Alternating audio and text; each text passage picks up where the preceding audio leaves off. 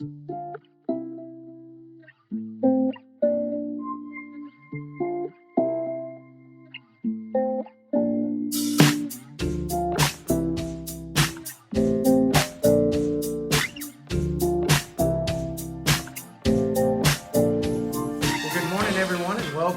our online Connect group. I hope you're all doing well this morning, that you are ready to get into God's Word, and that you have your Bibles, and that you're ready for a great day of worship. This morning we are going to be in the Explore the Bible material, and we're going to be talking about citizenship. Now this is session 12, and if you have this material, it's page 104.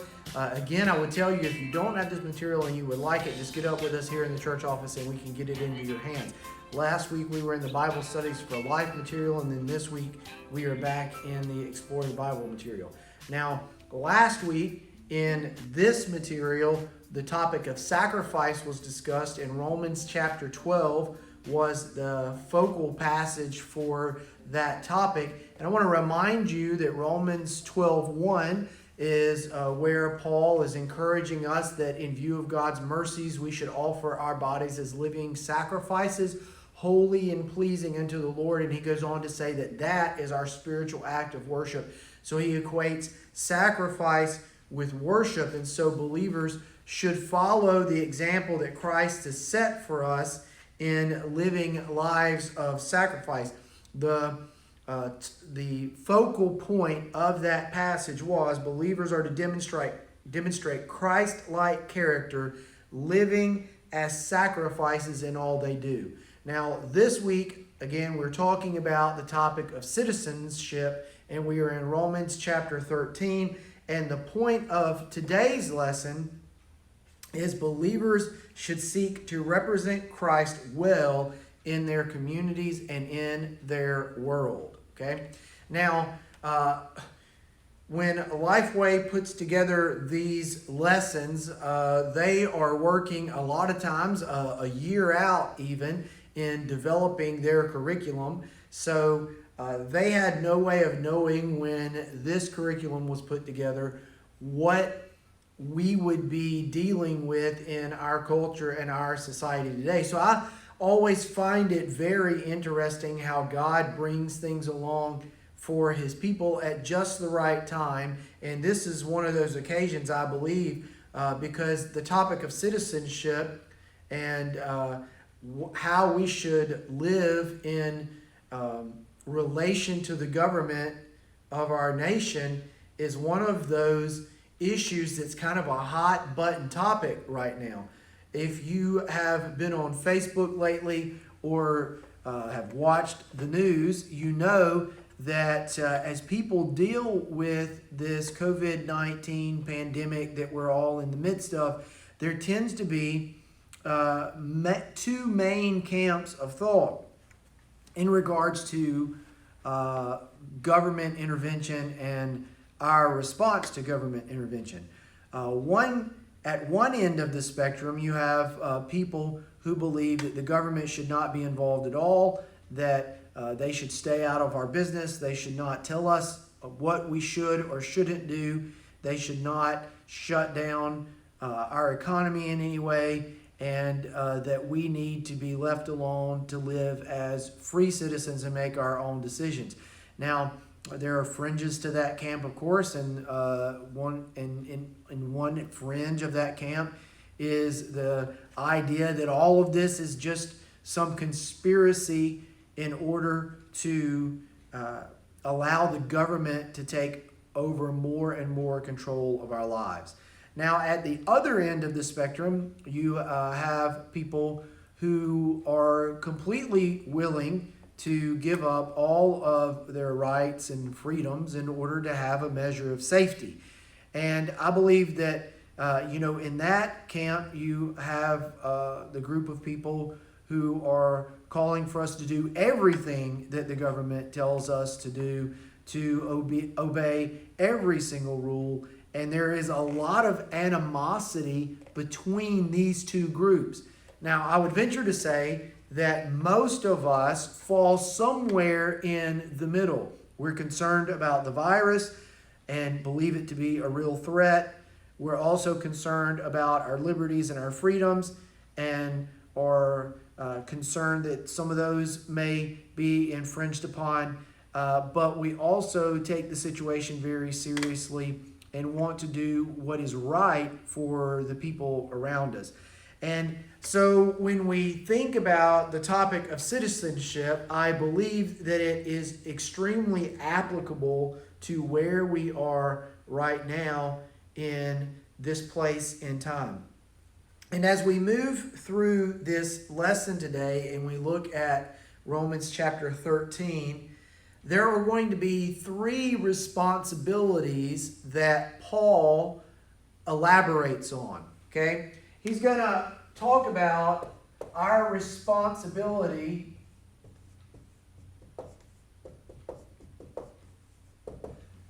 first of all to the government.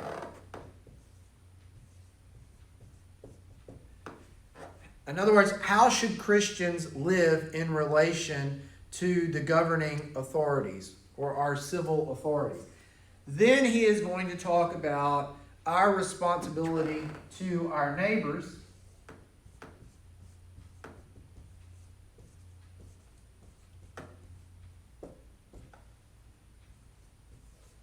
And then finally, he'll talk about our responsibility towards Christ. So we will unpack the passage in these areas, and we'll explain what our responsibility in each area is as we go through this lesson. Now, on page 104, at the bottom of page 104, there's a question that says, how would you describe your relationship with local government, and what do you value the most in your local government? So I just encourage you to think about, what do you feel like government brings into your life that is of value to you? My response to this was that I believe there is great value in the government's role in establishing and maintaining safety and order. Without government, things would be very chaotic. Now, Romans 13 is encouraging us to have respect for our leaders and to do our part to make our world and our community a better place.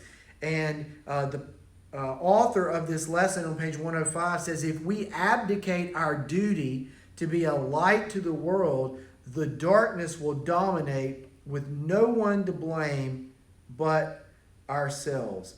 And so we're going to, like I said, we're going to continue to look at this. Now, if you were to read Romans chapter 13, 1 through 14, because that's kind of the window that we're in today, if you were to read Romans 13, 1 through 14, and you were to circle the major verbs in that passage, you would identify three verbs, and these three verbs are like three movements or 3 points in Paul's thinking.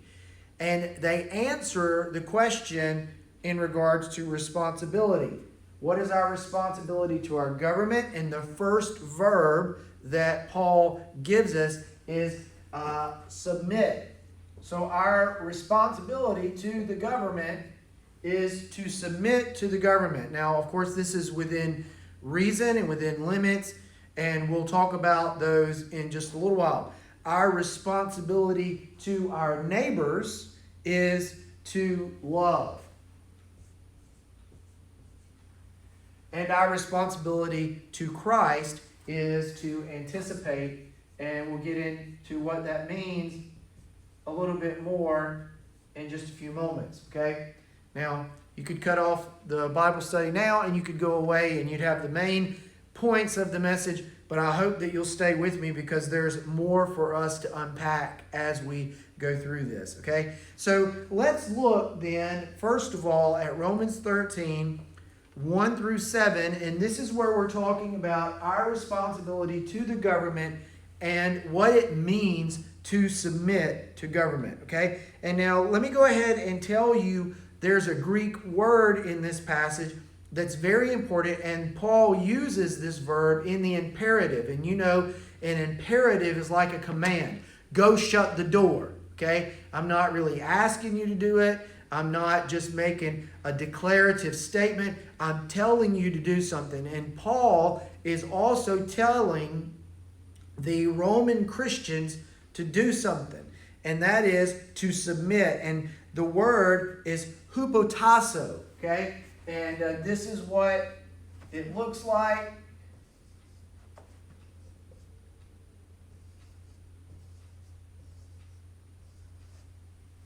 In the Greek, okay? Hupo, sorry, this is Omicron.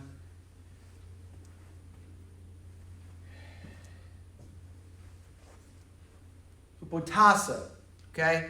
And it means to put oneself in subordination to put oneself in subordination to submit or to put oneself in subordination to. So as we read this, think about that. All right, so verse 1 says, let everyone submit to the governing authorities, or to put themselves in subordination to the governing authorities, since there is no authority except from God, and the authorities that exist are instituted by God. So in other words, there are two reasons that we should put ourselves in subordination to governing authorities or to submit to them. And the first one is that there is no authority except from God. So God is the ultimate, the supreme authority, and God gives authority to other entities in order to govern. And so what Paul is trying to get across is that the government has no authority outside of the fact that it's been given authority from God. So the authority that it wields has been given to it by God. Okay? And that a good government is instituted by God. It says, and the authorities that exist are instituted by God. So God grants authority to government, and God institutes government to use that authority in a right and noble way. Look then at verse 2. So then, the one who resists the authority is opposing God's command. And those who oppose it will bring judgment on themselves. For rulers are not a terror to good conduct, but to bad. Do you want to be unafraid of the authority? Do what is good, and you will have its approval. For it is God's servant for your good. But if you do wrong, be afraid, because it does not carry the sword for no reason. For it is God's servant, an avenger that brings wrath on the one who does wrong. Therefore, you must submit, not only because of wrath, but also because of your conscience. Okay, so let's unpack this a little while, and then we'll come back and we'll look at verse 6 and on and talk about that. And the idea here is that if you're an anti-authority, if you have an anti-authority mindset, that is not a biblical mindset. God has established authority as part of His created order, and we should be willing to live under the authority that God has put in place. So, Christians are called then to honor their leaders, as long as honoring those leaders does not compromise the faith, because ultimately God is the ultimate authority. So when governments and civil leaders are exercising authority in a good way, in a way that benefits others and provides for order, provides for safety, then believers are to honor those leaders and to live under that authority. The only time that believers have the right to step outside of that authority is when God's authority and serving God trumps serving government, if that makes sense to you. So, on page 106, the author says, since God places individuals in authority, rejecting their authority amounts to opposing God's command. while many leaders don't claim allegiance to God, because I know that's a question, well, what if they're not godly leaders, okay? The majority of society's laws still serve the greater good, okay? So maybe the person doesn't even seek God's face, but if the laws that they're instituting are for the greater good of society, then we should live within those laws. And the author also makes a point to remind us that in talking about that all authority is given by God, he reminds us of Jesus standing before Pilate while he was standing trial and reminding Pilate that he would have no authority over Jesus if it had not been given to him by God. So Jesus acknowledged the authority that Pilate had, but recognized its ultimate source. Now, at the bottom of page 106, the author says this: of course, at some point, we may be forced to choose between the rules of society and the principles of God. For example, God may lead us to take a stand against injustice in some form. In those cases, we still are subject to the law and must endure the repercussions of our choices. Paul and the Romans certainly understood this truth, having suffered for faith on numerous occasions. Okay, so the point being here that when the law, when government law runs parallel to biblical principles,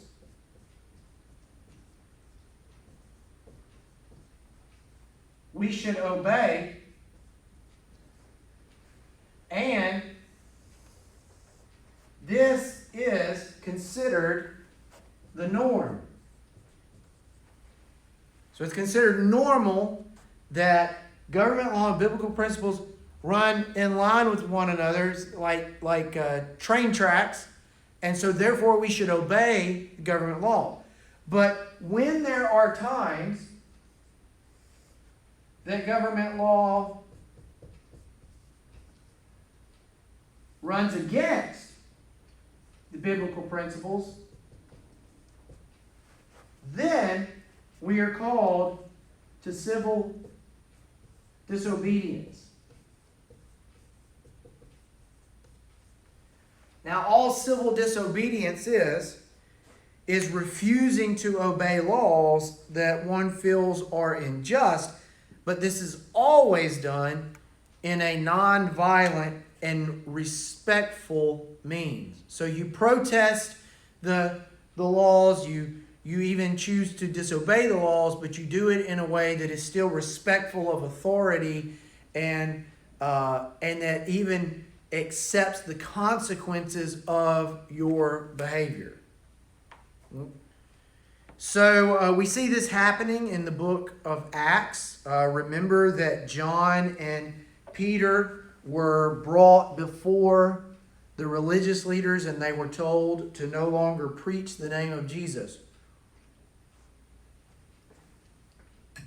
Remember also that John and Peter were not disrespectful to the leaders, but they did tell them, hey, you decide who it is more important for us to listen to, the rules of men or to listen to God. And they said, we're going to listen to God and we're going to continue preaching the name of Jesus. And remember that they suffered punishment because of the stand that they took, but they still continued to do it. And so they offer for us an example of what it means to carry out civil disobedience. Disobeying the ones who are in authority, but doing it in a way that is respectful and always doing it not for one's own personal agenda, right? Civil disobedience is never okay for one's personal agenda, for one's opinions, right? But it has to have a biblical basis and a biblical foundation. So this is specifically for believers. This is a time when a law is running against the principles that are taught in the Bible, okay? And we've seen examples of this even happen in modern times and even recently. So, but you accept the consequences of your behavior and you do this in a respectful way. In the middle of page 107, the author says, our first loyalty should be to God, and our primary aim should be to please Him. And so that's the whole purpose whenever we have to stand in opposition to leaders or civil authorities. The purpose is always in order to honor God, even if it means that we are disobeying man. Okay, so it's never about us. It's never selfish motivation, and it's not for selfish gain. It is to stand by the principles of the Bible and to honor God. So that's an important thing to remember. Further down on page 107, the author says, where injustice exists, God expects the governing authority to be an avenger that defends the weak and moves quickly to make things right. Ideally, good government protects the innocent and punishes the guilty. And Paul referred to that in the passage that we read just a little while ago. So there's a question here: how might a believer show respect to government leaders even when they disagree with government leaders? And that's something for us to think about. A couple of points that I would just throw out there as possible responses to this question are, I believe we need to pray for our government leaders. Even when we disagree with them, we need to pray for them. If they're making decisions that are going against God's word, we need to pray that God would convict their hearts. If we know that they're not believers, we need to pray that God would draw them to Himself and that they would come to a knowledge of Christ, and that God would transform their hearts through that knowledge, and that they would be changed. If they are believers and the laws and policies that they are supporting are anti-biblical, then we need to pray that God would convict them and that God would change their hearts about those things.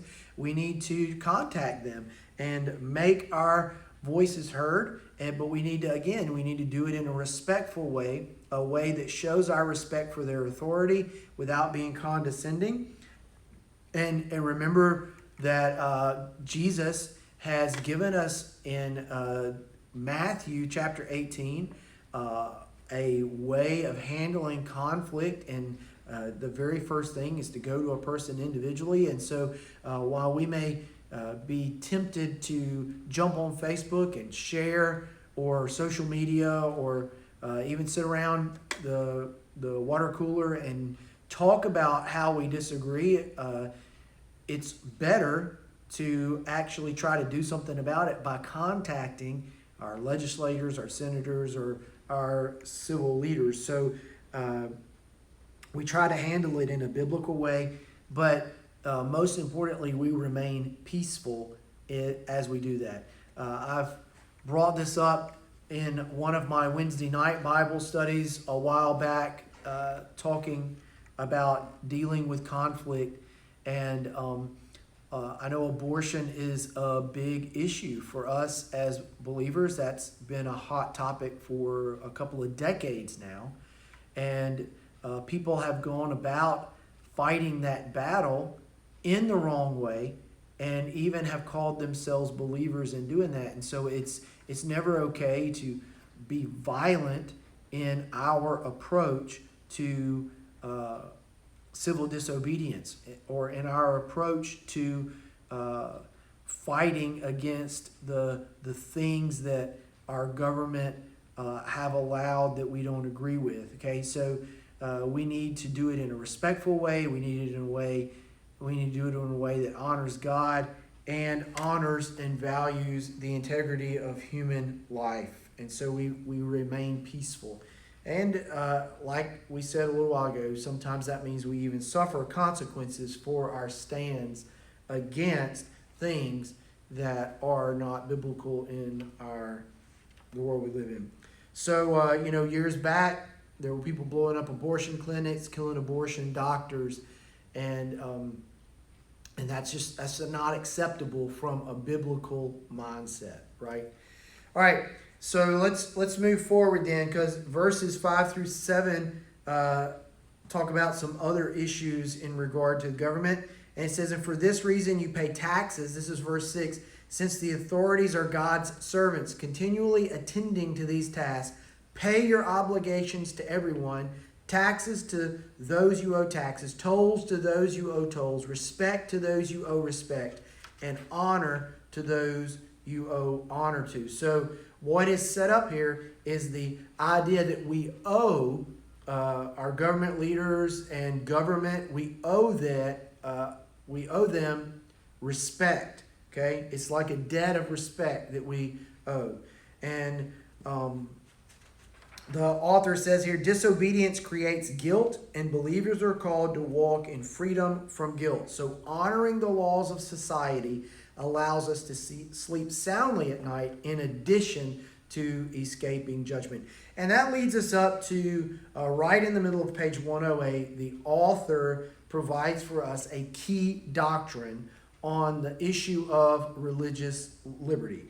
And the key doctrine is this, so listen closely. Civil government being ordained of God, it is the duty of Christians to render loyal obedience thereto in all things, not contrary to the revealed will of God. Okay, let me read that again. Civil government being ordained of God, it is the duty of Christians to render loyal obedience thereto in all things, not contrary to the revealed will of God. Okay?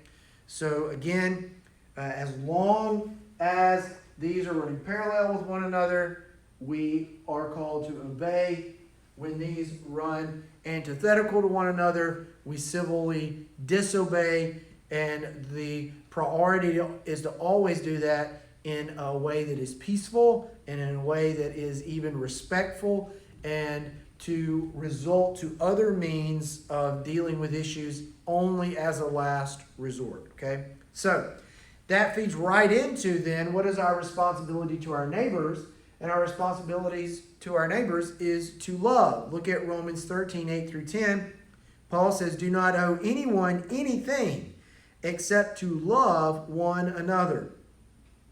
For the one who loves another has fulfilled the law. The commandments, do not commit adultery, do not murder, do not steal, do not covet, and any other commandment are summed up by this commandment, love your neighbor as yourself. Love does no wrong to a neighbor. Love, therefore, is the fulfillment of the law. So Paul talked a little while ago about the debt that we owe to the government in the form of taxes, and the debt that we owe in respect. We're supposed to pay those debts, right?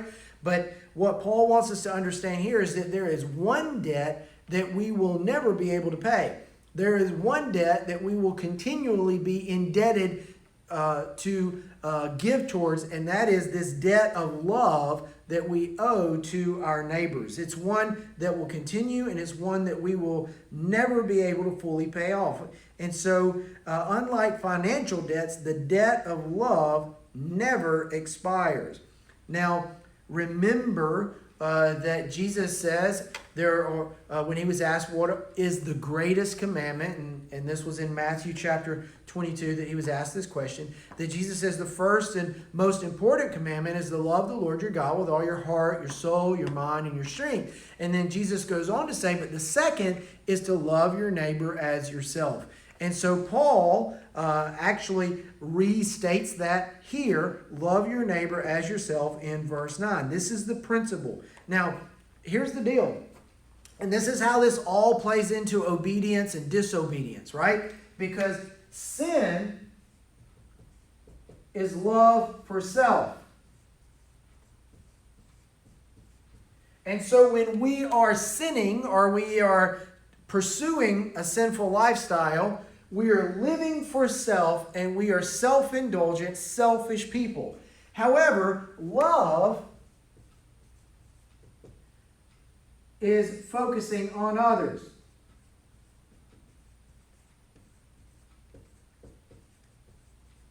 And friends, this is what the sanctification process is all about. Jesus is moving us from a self-centered mindset towards an other-centered mindset. That's the example that he set for us, right? In sacrificing himself on the cross, in leaving heaven to come and to be born of a virgin and to live in our world and to suffer along with us, to enter our chaos and our pain. Jesus was focused on others. And so part of the sanctification process is becoming more like Jesus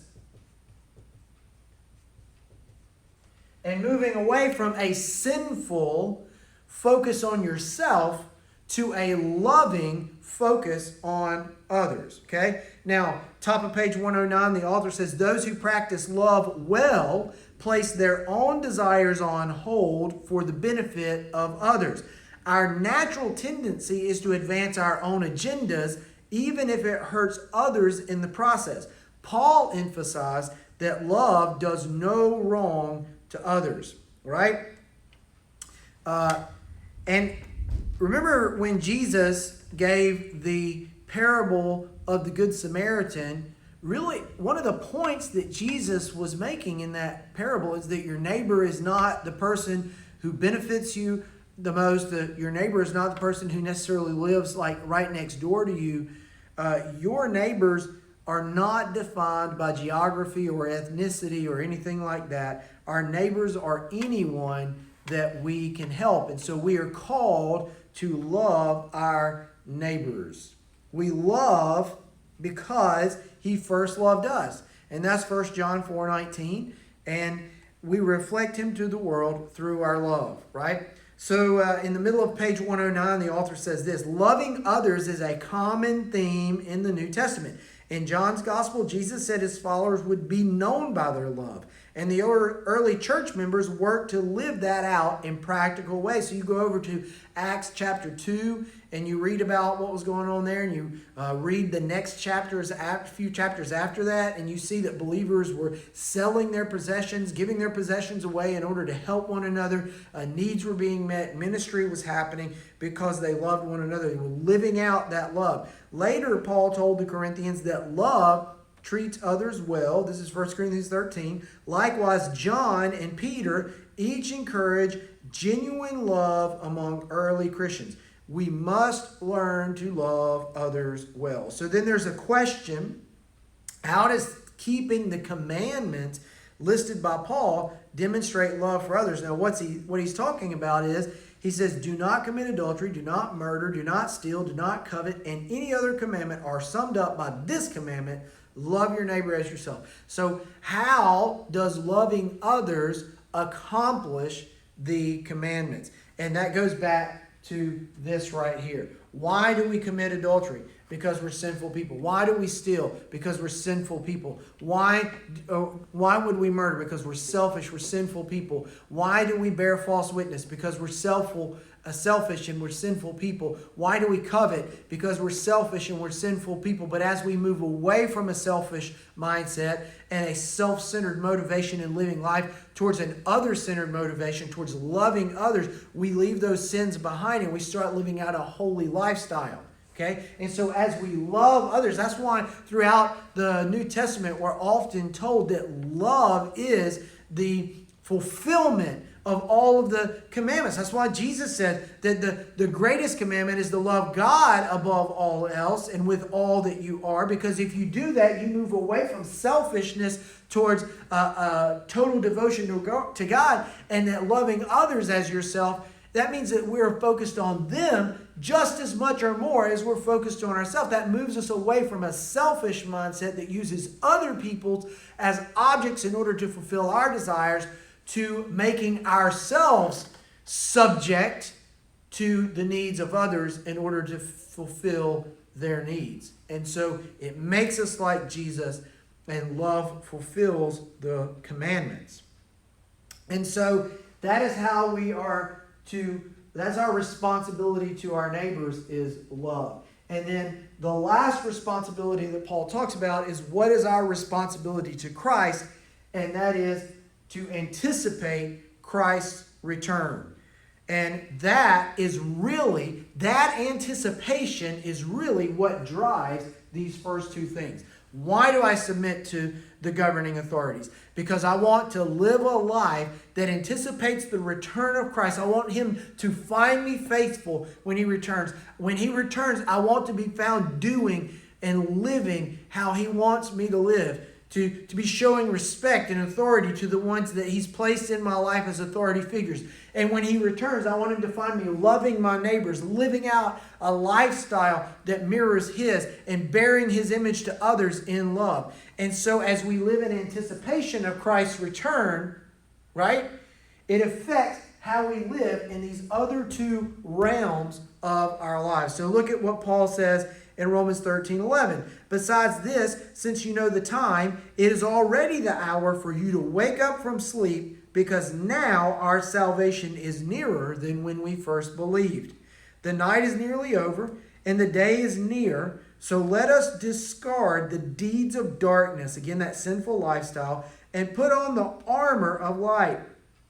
Let us walk with decency, as in the daytime, not in carousing and drunkenness, not in sexual impurity and promiscuity, not in quarreling and jealousy, but put on the Lord Jesus Christ, and don't make plans to gratify the desires of the flesh. And so the point that Paul is making here, and it's right here in bold on page 110, we are on the clock and we will give an account for our time.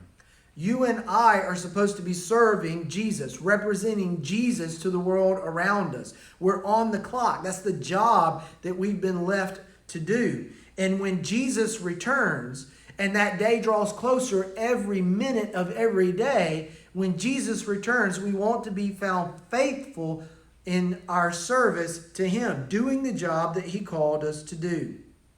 Paul wrote, the completion of our salvation is nearer than when we first believed. So every moment that passes by, we move a moment closer to the return of Christ. There's a question on page 110. How does thinking about Jesus' return serve as motivation for believers to make a difference today? Now, I've thought about this before. When Jesus returns for me, do I want to be found in the middle of sin? Do I want to be found a lazy believer, not doing the things that he has left me here to do? I want to be found faithful. When I was a kid and my parents would leave or whatever, I wanted to make sure that when they came home, they would not catch me doing something that I wasn't supposed to do. That actually happened one time. My parents went out of town, and this didn't happen very often, but we were older teenagers, and my parents went out of town, and my brother and sister and I got this great idea to go to a friend's house. We weren't supposed to leave the house for any reason, but we got this great idea to go to my friend's house, and my parents were not supposed to be back for like another day or something like that. And so we had the idea that we could forward our calls to my friend's house, and as long as one of us answered the phone, my parents would never know that we had left the house. And so that's what we did. And lo and behold, that afternoon, we got a call from my parents, and one of us answered the phone. I actually answered the phone, and they said, "Hey, what are you doing?" And I said, "Oh, we're just hanging out, just watching TV. Where are you at?" And I was like, "Well, we're at home." And I should have known when that question was asked that I was about to be in trouble, but I went ahead with my lie, and they said, "No, you're not." And I said, "Well, yeah, I'm at home. You just called the home number and you got me." And they said, "You're not at home because we're at home." My parents had come home early, and they had caught me in the wrong place at the wrong time doing something that I wasn't supposed to do, and the consequences for that were pretty severe, okay? And I don't want Jesus to come back and catch me doing things that I'm not supposed to be doing in the wrong place at the wrong time, And I'm sure that you are the same way. And so we don't need to live our lives in a way where we feel like we can pull the wool over God's eyes, that we can play around with deeds of the darkness, and that He's not really going to find out, or He's not really going to know, or He'll turn a blind eye and a deaf ear to the things that we do. That's not the case. We are left here, and we're to be living on the clock. We're to be living faithfully and serving the Lord and serving others. And so when he talks about night in this passage, he's talking about a worldly mindset. When he talks about day, he's talking about a biblical mindset. And he says that we're not to that we are to walk with decency as in the daytime, not in carousing, drunkenness, sexual impurity, promiscuity, quarreling, and jealousy. Okay, the night is nearly over, he says, and the day is near. So we're to be walking in the light as in the day. So we're to leave this worldly mindset behind, and we are to adopt Christ's way of thinking, Christ's way of living. So, the issue then that Paul is even talking about here is this issue of submission. And so he's kind of come full circle.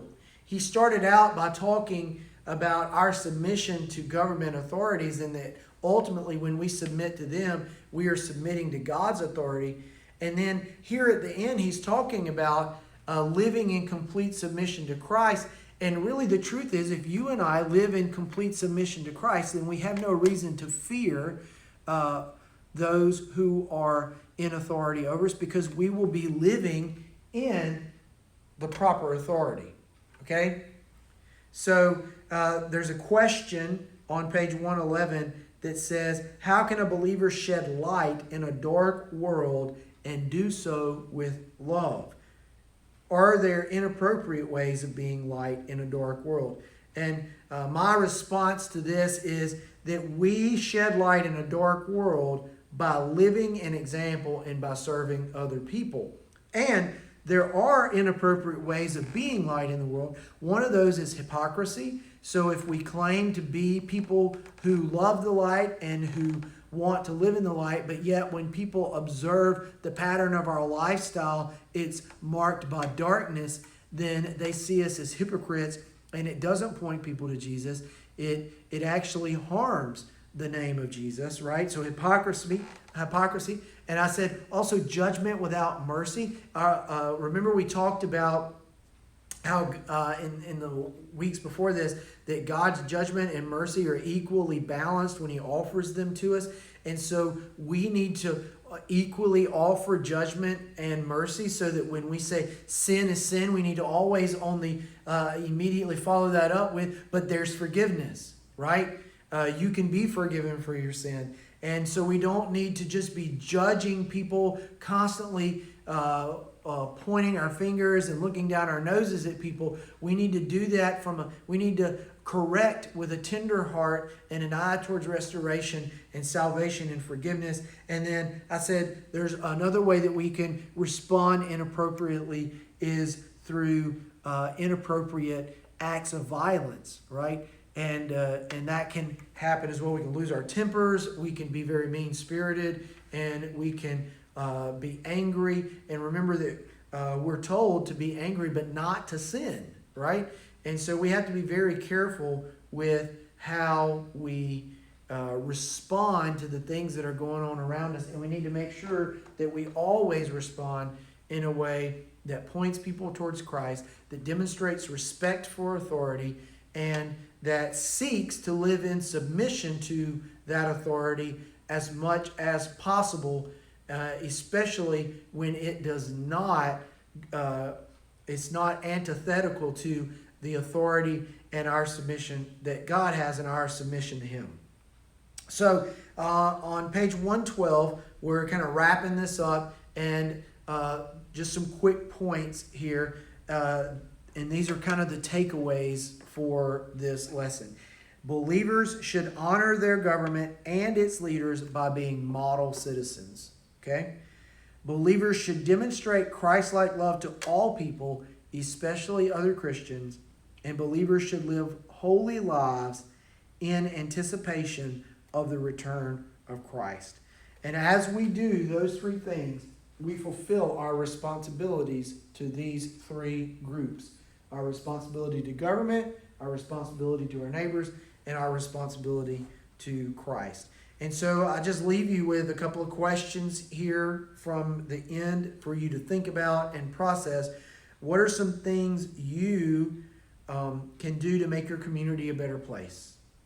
And how can you be a light by ministering to your leaders? What can you do to minister to the people who are in leadership positions in our community? Okay, that's a good question for us to ask as individuals. It's also a good question for us to ask ourselves as a church. Number two, who are some people that you struggle to love, and how can you learn to love them better? Right? So like, remember last week we talked about forgiveness. Maybe there's some people that need to be forgiven. I told you, can you take a small step? What can you do to take a step this week to love people more and love people better and point people towards Jesus a little bit more? And identify some dark places around you that needs Christ's light, and ask yourself, how can I get the light of Christ into this dark area? Right? Something else for you to think about. All these are intensely practical. Hey, I hope that this Bible study has encouraged you and challenged you. And I know it's one of those that is really timely, I guess you could say. I know even over the last couple of weeks, I've been struggling with this whole face masks thing. I don't really want to wear a face mask, but the question is, the civil authorities are saying wear a face mask when you go into business. I could be rebellious and I could be stubborn and I could say, no, you don't have the right to tell me what to do. Or I could just wear a face mask and put the other people's minds at ease that are there, and just submit a little bit without causing any real problems. Now, I know there's a lot of different perspectives on that. I'm just sharing with you my perspective on it, and why I decided, you know what, I can just wear a face mask when I go in somewhere. It's not going to kill me, and it might possibly save somebody else.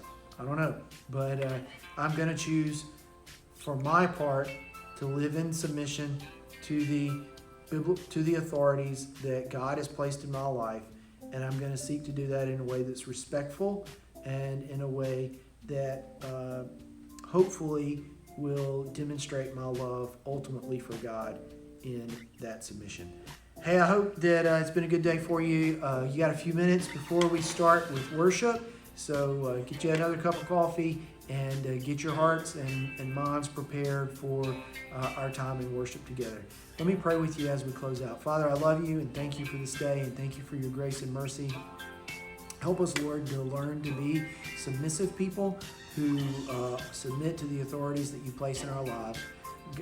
Lord, I pray that you guide us and direct us, and Lord, that you would help us to know when is the right time to speak up and when is the time that we should just submit. Help us to know your word well enough to know when our government and the laws that they put into place are in line with your word and when they aren't. And Lord, help us always to be respectful in the way that we disagree with people, and help us to handle things in a Christ-like and biblical way. God, work in us today, and as we enter worship in a little while, I pray that you would be glorified in all that's said and done by us, and Lord, that you would receive praise and glory. We love you and we praise you in Jesus' name. Amen. All right, we'll see you later.